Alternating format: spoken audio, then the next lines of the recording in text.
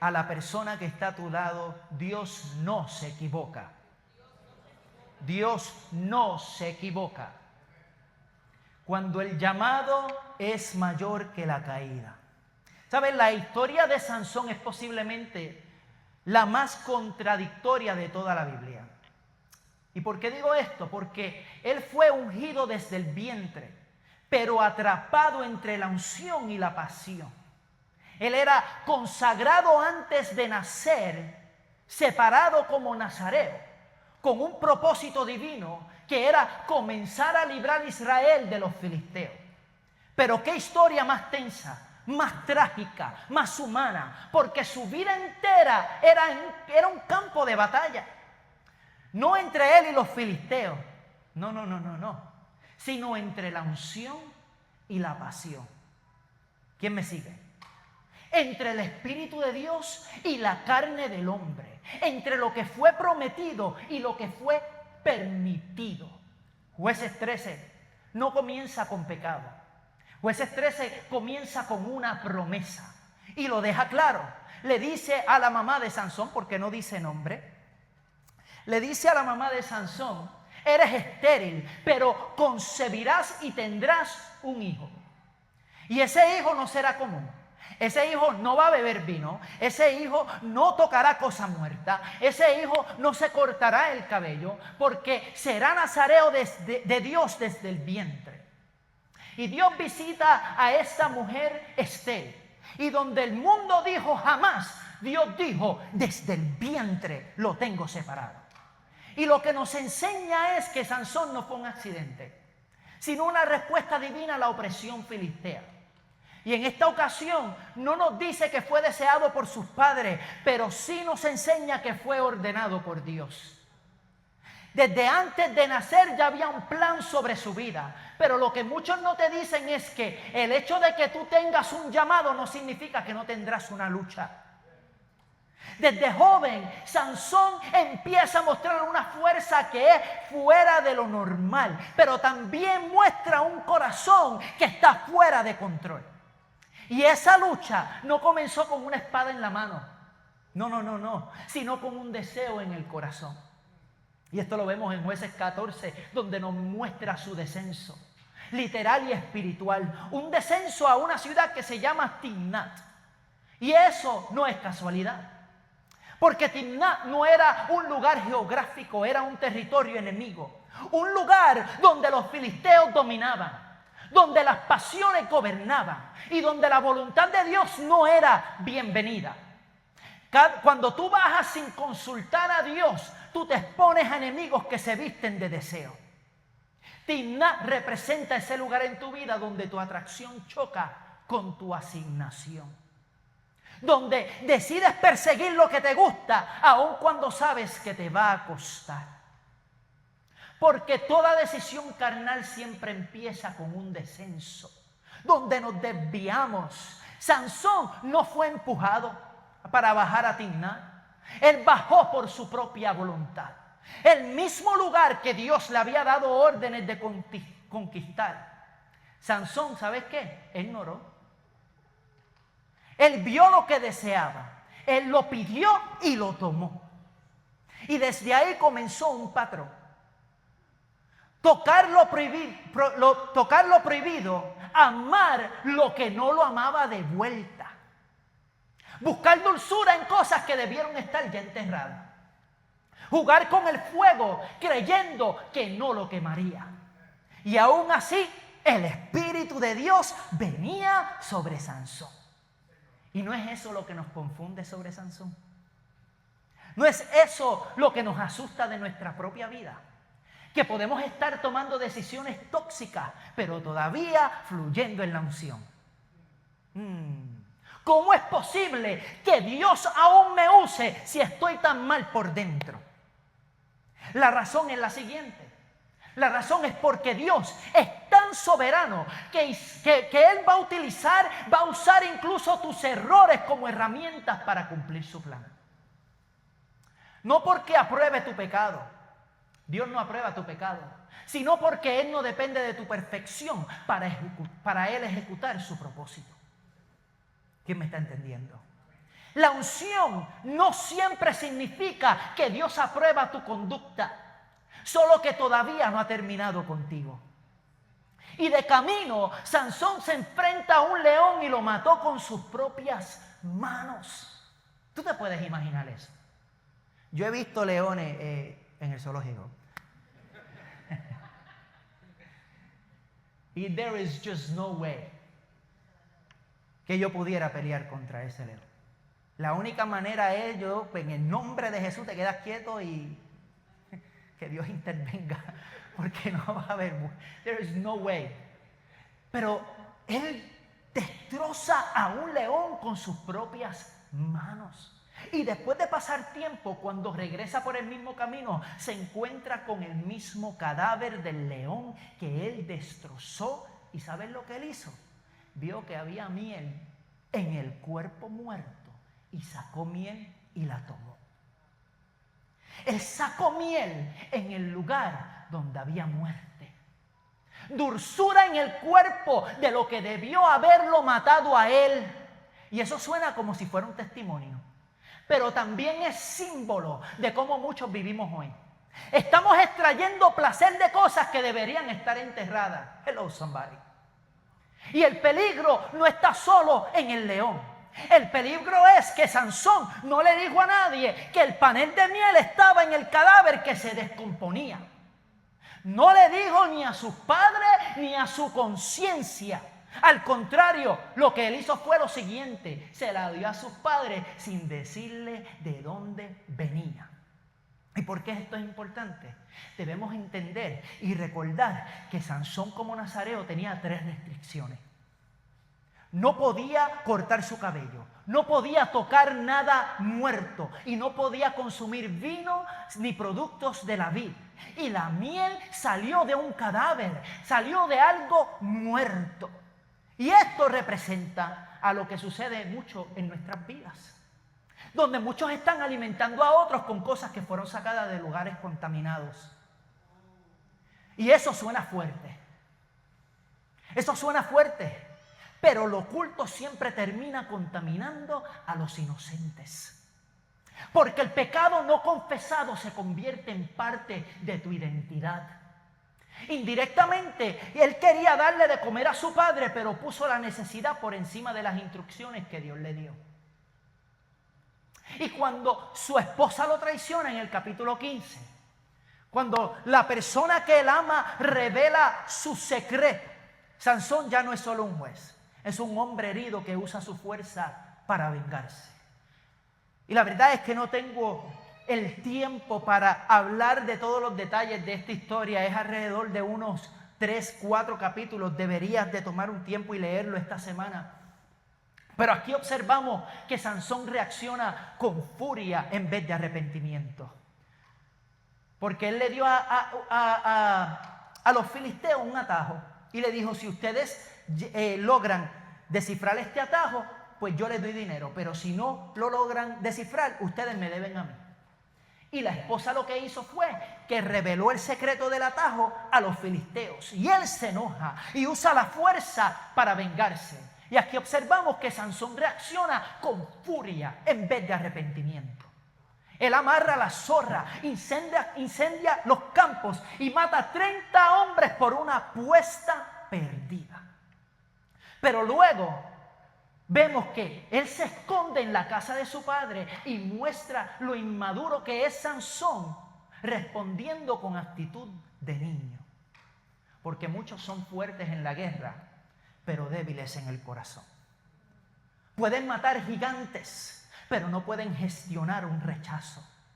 Pueden cargar quijadas y matar a 1000, pero no saben cómo procesar una traición. Y Dios no solo desea usarnos para ganar grandes batallas, sino que también para reconocer cuándo es que debemos rendir el alma antes de perder la cabeza.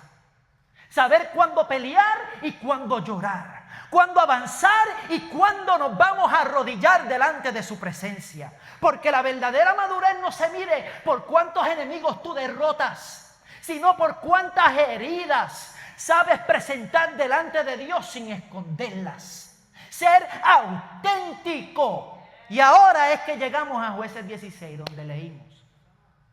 Este es el capítulo que duele. Este es el capítulo del colapso. Este es el capítulo del alma rota.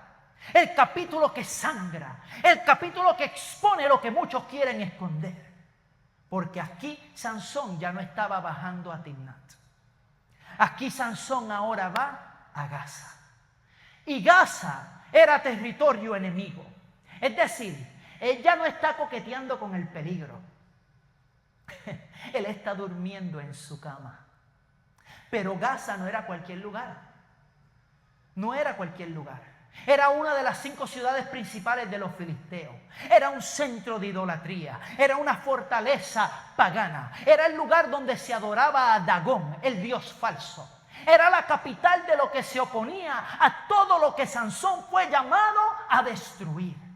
Y lo más trágico es que Sansón no fue a conquistar a Gaza. Fue a complacerse en Gaza.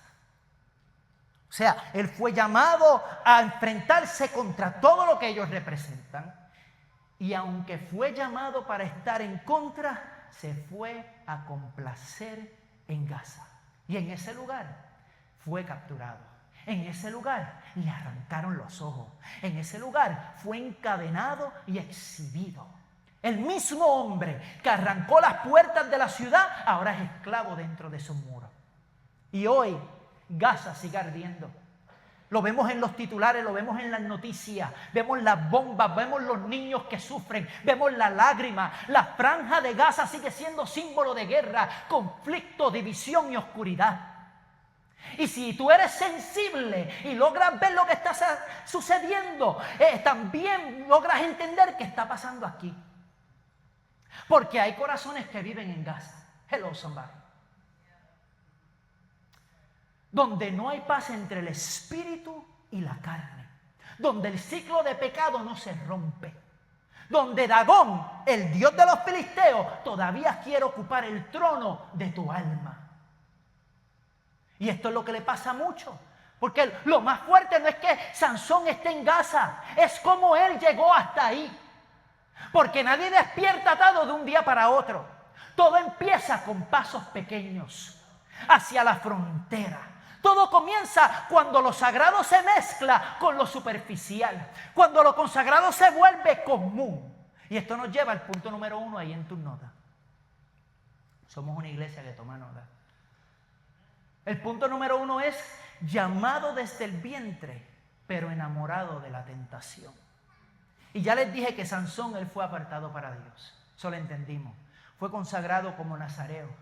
Él está lleno del Espíritu desde su juventud.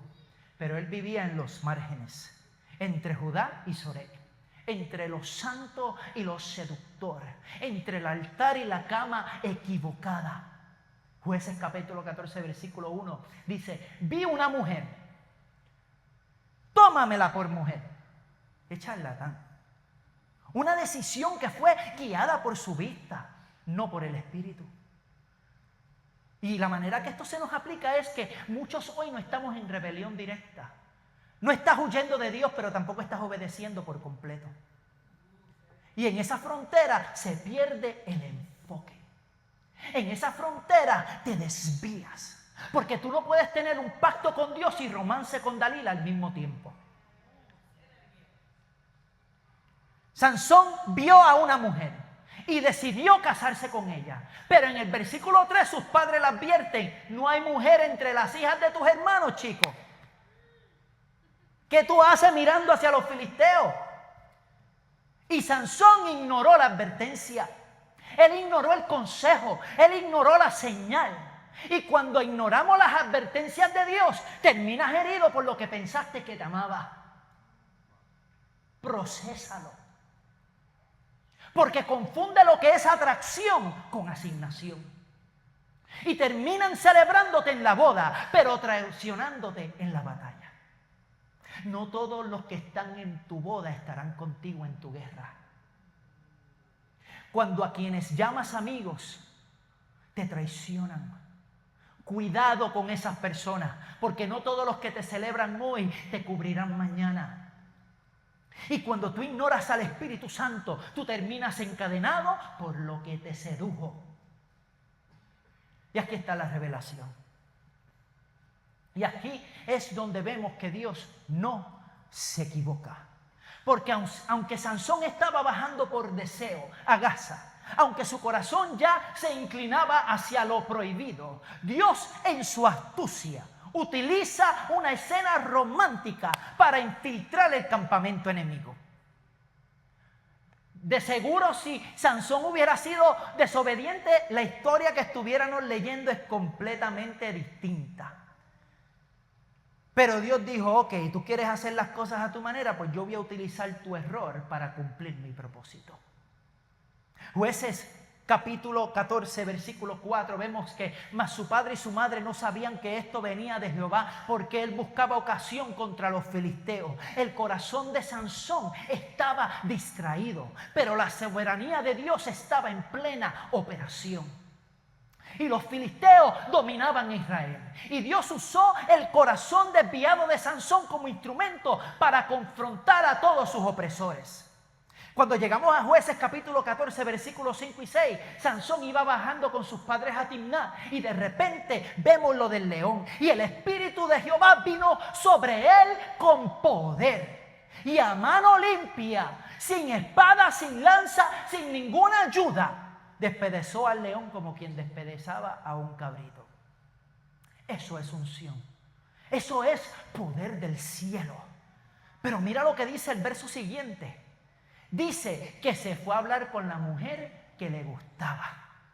¿Cómo es posible que el mismo Sansón que venció al león porque el Espíritu de Dios estuvo sobre él, no pudo vencer sus emociones? A veces el león que ruge por fuera es más fácil de vencer que el deseo que susurra por dentro. Sansón no perdió porque el enemigo fue más fuerte. Perdió porque no supo qué hacer con su victoria. Él venció a la bestia, pero cayó en la belleza. Él despedazó al león, pero fue seducido por una mirada. Y aquí está el peligro para muchos de nosotros. Cuando confundimos la victoria pública con sanidad interna. Confundes el momento de poder. Mira cómo Dios se movió con una vida de obediencia.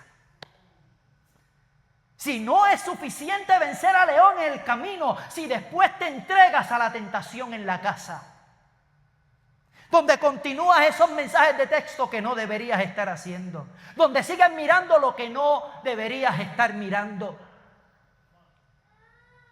Esto nos lleva al punto número 2. No todos los amores son santos.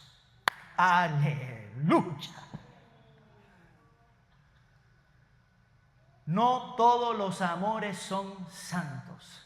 Dalila no fue una casualidad. Ella fue una asignación. Jueces 16:4 dice que pasado algún tiempo Sansón se enamoró de una mujer en el valle de Sorek. Dalila no llegó con una amenaza. Ella llegó como un deseo.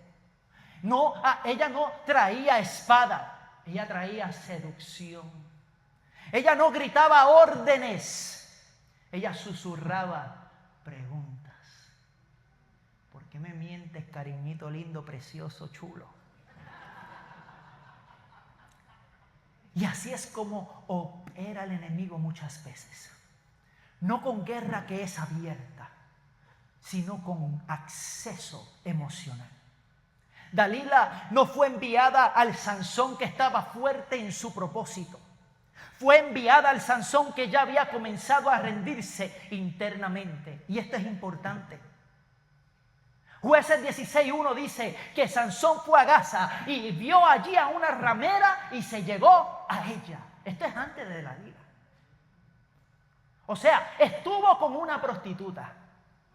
Y antes de que Dalila apareciera, Sansón ya estaba caminando por lugares oscuros. Dalila no fue el inicio de su caída. Fue el resultado de una dirección interna que ya había cambiado. Y Dios no lo había abandonado. ¡Qué interesante! Dios no lo había abandonado, pero Sansón había comenzado a negociar su separación. Porque, ¿sabes qué? Dios no envía tentaciones. Dios no envía tentaciones. Cuando vemos a Lucas capítulo 4 sobre Jesús, dice que el Espíritu de Dios llevó a Jesús al desierto para ser tentado. Estaba en el propósito, pero no fue Dios quien lo tentó. Dios no envía tentaciones, pero el enemigo sí envía asignaciones. Y esto es importante, porque a veces pensamos que el enemigo, el diablo, Satanás, es algo imaginario, es algo que no existe. Y tú no sabes que hay asignaciones contra tu vida en estos momentos. Hay asignaciones que quieren detener tu propósito, quieren detener tu llamado. Por eso lucha tanto con ese pecado. Por eso es que se te presenta en todos lados. Prendes el teléfono y estás ahí. O te pones en la computadora, estás ahí. Vas a Walmart a comprar una lechuga y ahí está. Qué bueno que se ríen porque lo mío no es comedia. Cuando hay una asignación sobre tu vida, contra tu vida del enemigo,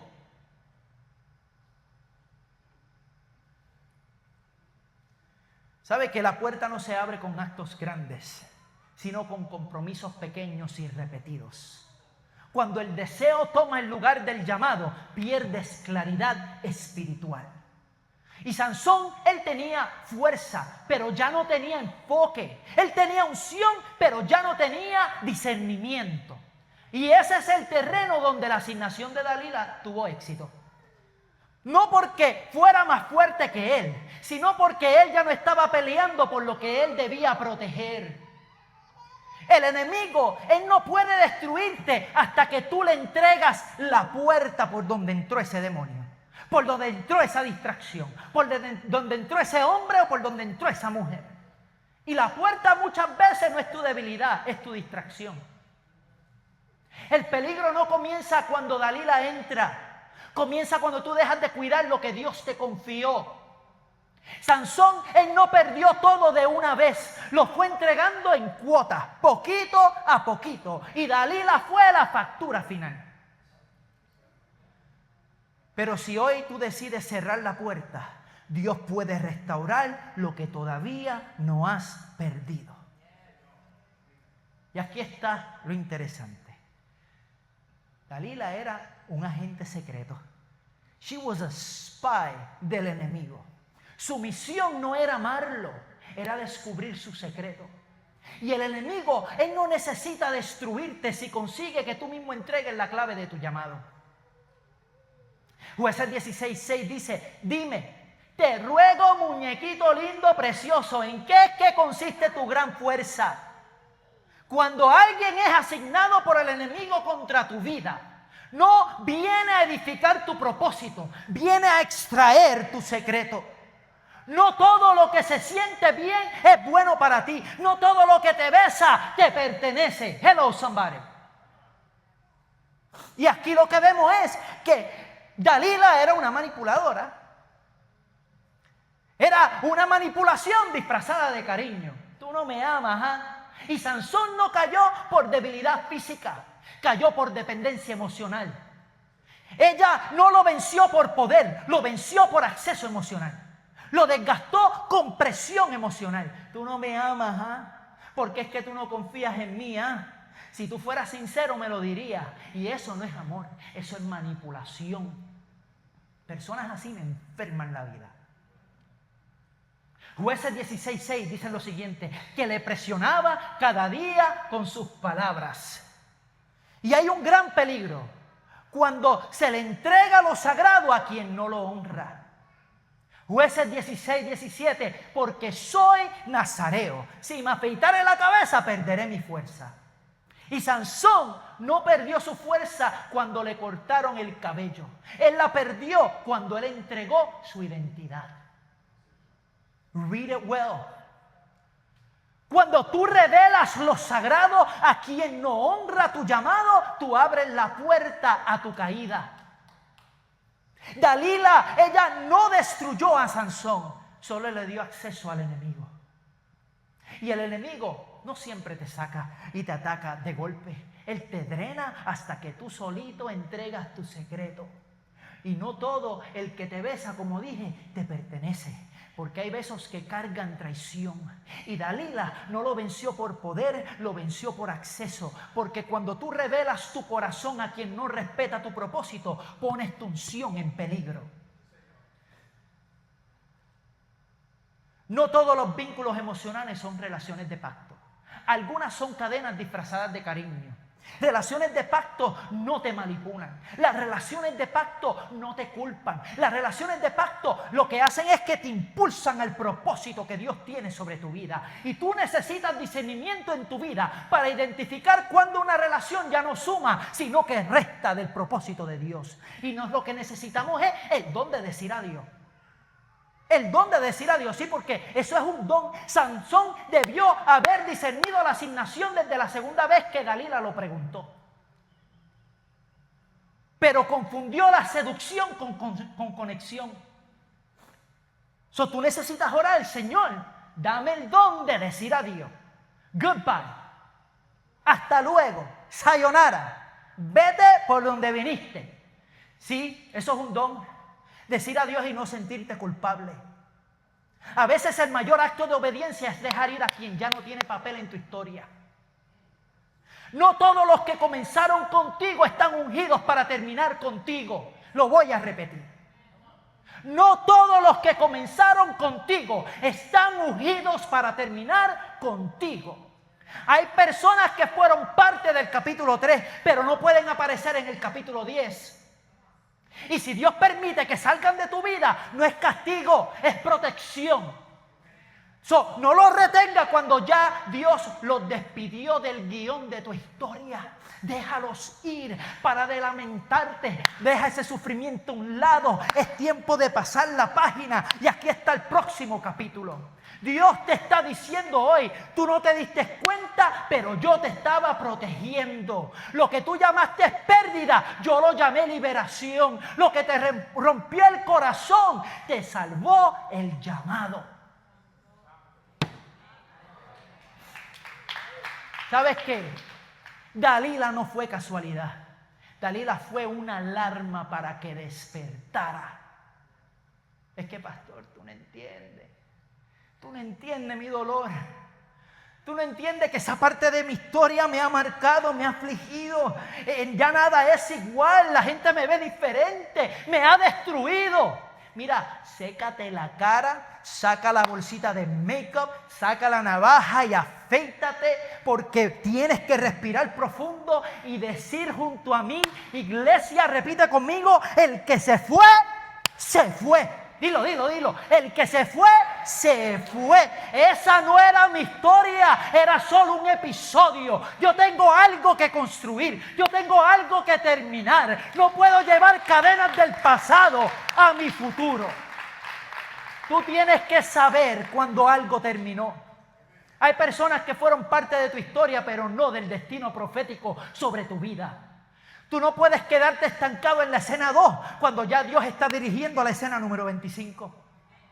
Hay gente que fue parte de tu proceso, pero no debe acompañarte a tu propósito. Y si Dios permite que salgan de tu vida, no es castigo, es redirección. Dile a Dios y sigue caminando. Porque aunque Sansón cayó, Dios no terminó con él. Su historia no terminó en la cama. Terminó entre columnas cumpliendo su propósito. Y esto nos lleva al punto número 3. La gracia comienza donde el orgullo muere. La gracia comienza donde el orgullo muere. Jueces 16:20 dice lo siguiente: y él no sabía que Jehová ya se había apartado de él. Qué verso más triste. Sansón seguía en movimiento, pero sin presencia. Seguía en batalla, pero ya sin la cobertura. ¿Y sabes qué es más peligroso que tú caer? Seguir funcionando sin darte cuenta que ya no estás ungido, que ya la presencia no te acompaña. Y le sacaron los ojos, lo encadenaron y lo pusieron a moler. Un hombre que una vez mató a 1000 hombres con una quijada de un burro. ahora gira la piedra como un animal. Jueces 16:21 dice, y los filisteos le echaron mano y le sacaron los ojos.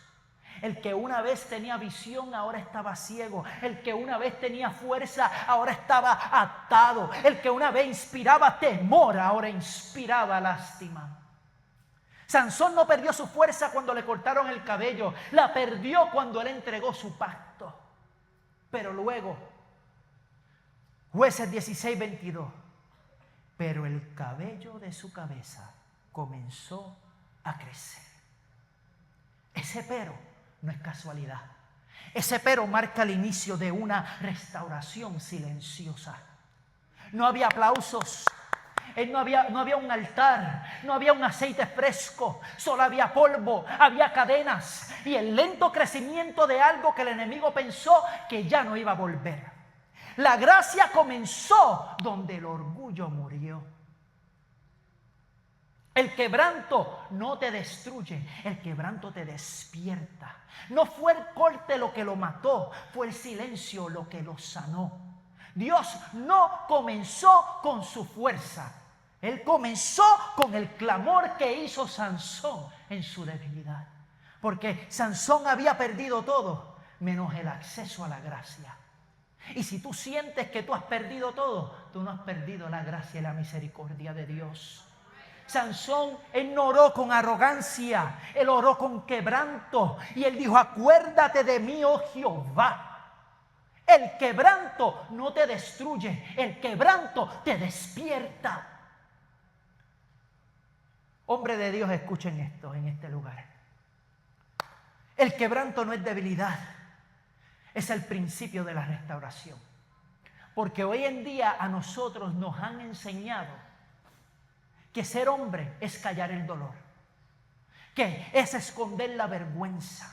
Es esta fase de que I can take it, I can do it. Es aguantarse el quebranto, pero eso no es fuerza bíblica. Eso es programación caída. Antes de que el pecado entrara al mundo, Adán estaba desnudo y no tenía vergüenza. Génesis 2:25 dice, y estaban ambos desnudos, Adán y su mujer, y no se avergonzaban de estar delante de la presencia de Dios con todas sus faltas, con todos sus errores. No le importaban porque estaban delante de Rey de Reyes y Señor de Señores. Pero cuando hay pecado, donde hay pecado, entra la vergüenza. Porque cuando no hay pecado, lo que sucede es que tenemos una comunicación con Dios sin filtro. ¿Qué representa eso? Que no había nada que ocultar, no había nada que probar, no había nada que cargar. Estar desnudo era estar libre, era no esconderle nada a Dios, era decir todo lo mío lo puedes ver, es tuyo, te pertenece. La presencia de Dios era su hogar, no su castigo. Pero cuando el pecado entró, vino la vergüenza, vino la culpa y vino la cobertura humana. Y entonces vemos que en Génesis capítulo 3, versículo 10, dice, tuve miedo y me escondí. El hecho que tú te escondas y no presentes delante de Dios, delante de Dios tu pecado y tu vergüenza es una repetición, es una respuesta al pecado que tienes en tu vida. Es algo que pasa naturalmente. Y ese fue el grito del primer hombre que fue herido. Me cubrí porque ya no me sentí digno de hablar contigo. Y desde entonces el enemigo ha querido mantener al hombre cubierto, callado, endurecido, desconectado. Pero en Cristo Dios está restaurando esa comunión original. Por eso Hebreos 4:16 dice, acercámonos pues confiadamente al trono de la gracia. No cubierto, no escondido, no huyendo, sino desnudo del orgullo, quebrantado de corazón y con acceso total. Hombre de Dios, escucha esto. La restauración comienza cuando te presenta como tú estás, no como tú aparentas estar. Adán habla con Dios en su desnudez y tú puedes hablar con Él en tu quebranto. No tienes que ocultar tu lucha, no tienes que silenciar tu llanto, no tienes que cargar solo esa culpa. Jesús vino a desvestirte del pecado para que vuelvas a vestirte de propósito. Entonces Sansón, querido Sansón, él no oró con arrogancia, él oró con quebranto. Acuérdate de mí, oh Jehová. El quebranto no te destruye, el quebranto te despierta. Debemos entender que Dios no causa todo lo que pasa, pero no desperdicia nada de lo que pasa. Hello. Y si no me cree, le puedes preguntar a Jonás. Jonás estaba aún en medio del dilema más fuerte de su vida. Jonás estaba en medio de la voluntad de Dios. Imagínate esta situación. Jonás salió para un lugar. Dios le habló a Jonás y le dijo: yo quiero que vayas a Nínive. Y a Jonás se le ocurrió irse para otro lado. Se montó en una embarcación. Él mismo pagó el boleto y dice la Escritura que unos hombres se dieron cuenta que allí había un hombre que de alguna manera u otra era hombre de Dios, era un siervo de Dios. Y la maldición que estaba llegando allí era porque él estaba allí. Y mira qué interesante, le dan con tirar a Jonás sobre la barca. Y mira que lo que sucede es que cuando tiran a Jonás de la barca, había un gran pez allí que estaba listo y esperándolo. Es como si el pez estuviera diciendo: dame la orden, papá, dame la orden, papá, dame la orden. Y plup, se comió a Jonás. Y mira qué coincidencia, que se lo echó en el estómago. No lo trituró, no lo dirigió, no lo masticó, y lo tuvo allí 3 días y 3 noches en el vientre del gran pez. Y mira qué interesante, que aquel pez de momento se encuentra un GPS y encuentra el lugar donde Dios le había dicho a Jonás que él siempre debía haber estado. Porque cuando tú ves caos, Dios lo que ve es coordenadas. Tú no le entiendes, pero Dios sí sabe a dónde lleva tu vida. Y plups, escupe a Jonás en la orilla del lugar donde Jonás siempre tenía que haber llegado. ¡Qué casualidad! Que todo eso pasa allí como arte de magia. Y de momento, años después, Cristo viene y dice: así como Jonás estuvo en el vientre del gran pez, así también es necesario que el Hijo del Hombre sea, aleluya, sepultado y al tercer día resucite. Cristo le está diciendo: lo que ustedes pensaron que fue un acto de desobediencia, Dios lo estaba usando en su voluntad para que yo le pueda validar hoy la experiencia que Jonás tuvo. ¿Tú te crees que Dios se equivocó en los años de pecado que tú caminaste? En los años de perdición que tú estabas. No, papá, no, mamá. Dios no se equivocó. Él no ha estado perdido. Él sabe lo que ha estado sucediendo. Dios estaba con los ojos puestos en ti de principio a fin. El salmista lo decía: fui formado en mi embrión y mi embrión vieron tus ojos. Dios está en control desde el día número 1 en tu vida. Él sabe por dónde tú ibas a pasar. Él sabe por dónde tú ibas a caer. Él sabe las tentaciones que ibas a tener. ¿O acaso él no sabía lo que José iba a atravesar en su vida? José nace en un hogar disfuncional, 11 medios hermanos. Su padre le da con hacerle una túnica de colores, le lleva la túnica de colores a sus hermanos, y los hermanos dicen que lo envidiaron aún más, lo tiraron a una cisterna. Y qué interesante que en la cisterna que lo tiraron, había muchas cisternas, pero qué interesante que lo tiraron en la cisterna donde venía una tribu de ismaelitas que venían pasando camino al lugar donde José había soñado. Y qué interesante que ese día lo sacan de la cisterna, ese día se lo llevan a Egipto, y Potifar estaba ese día en el mercado de los esclavos comprando esclavos. Y mira qué interesante que llega este muchacho por allí cabizbajo, andrajoso, apestoso, se veía mal, estaba cansado, pero Potifar dice: este es el muchacho que yo quiero. Y qué interesante que se lo lleva para la casa de Potifar, y en la casa de Potifar todo prosperó. Qué interesante que se enamoró la esposa de Potifar, se enamoró de José, y lo meten en una cárcel. Pero esa cárcel era la cárcel de los presos del rey. Y allí en la cárcel los presos del rey estaban en una situación donde veían que Dios prosperaba todo lo que hacía José.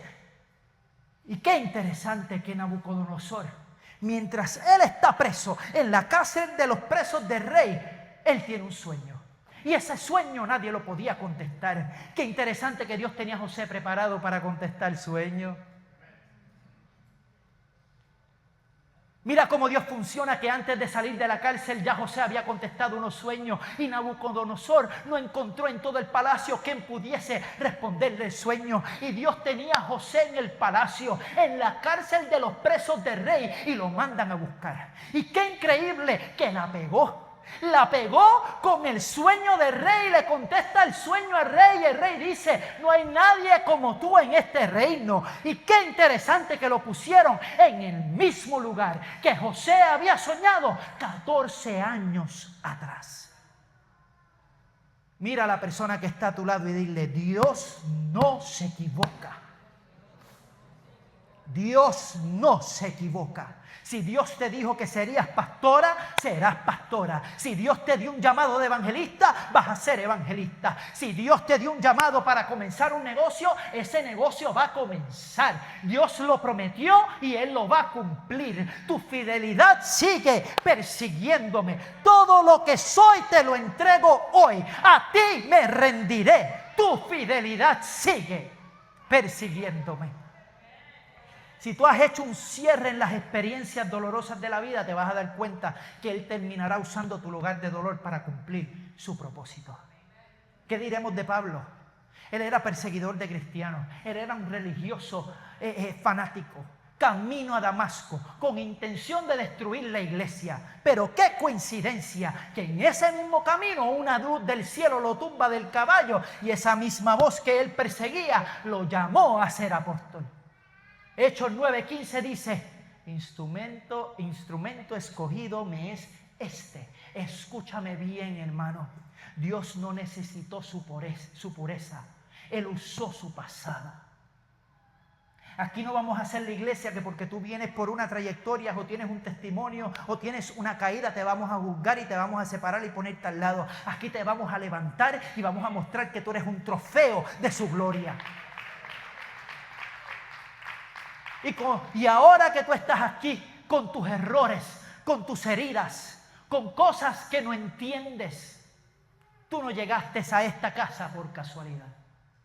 Tú creías que viniste a esta ciudad o a esta nación por trabajo, por estudio, por escapar, por rehacer tu vida. Pero el cielo hoy te revela: yo te traje con cuerdas de amor. Yo usé la crisis, yo usé la presión, yo usé la tormenta para traerte al lugar donde por fin ibas a recordar quién verdaderamente tú eres. Y así como Sansón, aunque estés moliendo, aunque estés entre las columnas, aunque sientas que ya no tienes la fuerza, si tu cabello puede crecer otra vez, aún hay esperanza en tu vida. El pez no fue tu tumba, fue tu Uber al propósito. La cárcel no fue tu fin, fue tu incubadora. La caída no fue tu ruina, fue tu puerta al clamor. No fue la manipulación la que definió tu destino, fue la soberanía del Dios Todopoderoso que intervino en el momento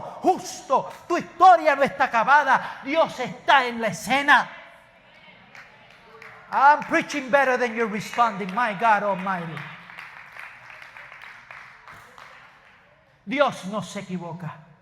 Jonás no fue tragado por error, fue enviado por misericordia. José no fue olvidado en vano, fue plantado en el lugar exacto. Pablo no fue interrumpido, él fue redirigido a su propósito. Sansón no fue molido por casualidad, no le sacaron los ojos por casualidad. Fue quebranto para recordar quién verdaderamente él era.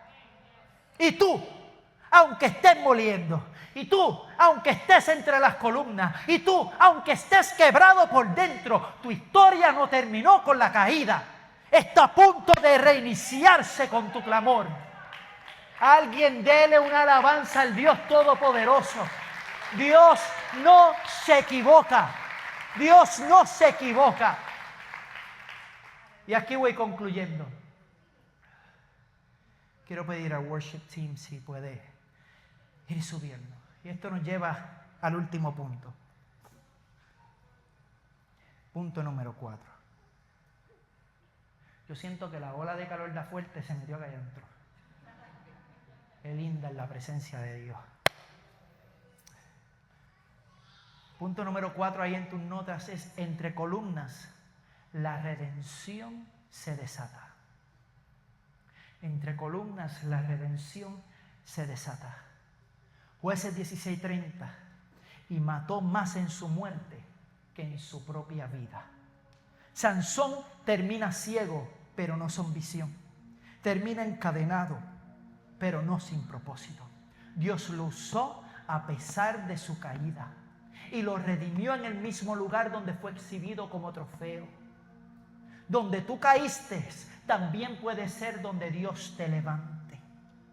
Pongámonos de pies. Nada sucede si no es porque Dios lo permite. Dios no se equivoca. El lugar donde tú fuiste humillado puede ser el escenario donde Dios se glorifique. ¿Sabes algo? Si me permites ser vulnerable contigo, yo soy testimonio de ese mismo suceso. En esta misma ciudad fue donde yo tuve mi peor y mi más visible resbalón. Es la misma ciudad donde muchos tienen sus ojos puestos sobre mi vida. Hay aquellos que me quieren ver triunfar y existen otros que esperan a ver mi caída. Pero yo vengo a decirte que Dios no se equivoca. Dios no se equivoca. No importa lo doloroso que fue tu pasado. No importa lo difícil que ha sido para tú estar aquí aún en este día y estar de pie y que en tu mente sana donde no perdiste las casillas. Ha sido su gracia y su misericordia. Y Dios puede, igual que a Sansón, darte la oportunidad de estar entre los muros y ponerte en el lugar donde debías estar para llevar a cabo el propósito que Él tiene con tu vida. Este altar no es para el que es perfecto, es para el que es quebrado, es para el que fue ungido pero terminó atado, es para el que está entre columnas y aún cree que Dios puede hacer algo. Dios te está diciendo: tu cabello puede volver a crecer.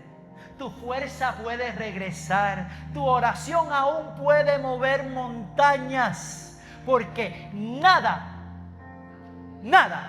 de lo que tú has vivido ha sido en vano. Cada lágrima, cada caída, cada traición, Dios te está diciendo: yo la voy a usar para mi gloria. Si tú te atreves a clamar de nuevo, si tú te atreves a ser auténtico conmigo, auténtica conmigo, a entregar todo delante de los pies del Maestro. Quiero pedirle al equipo de oración que pase adelante. Vuelvo y repito.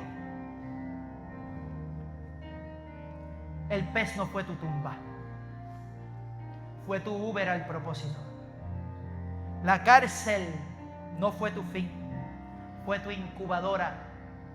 La caída no fue tu ruina, fue tu puerta al clamor. No fue manipulación lo que definió tu destino. Fue la soberanía de Dios que intervino en el momento justo y adecuado. Dios no se equivoca. Dios no se equivoca.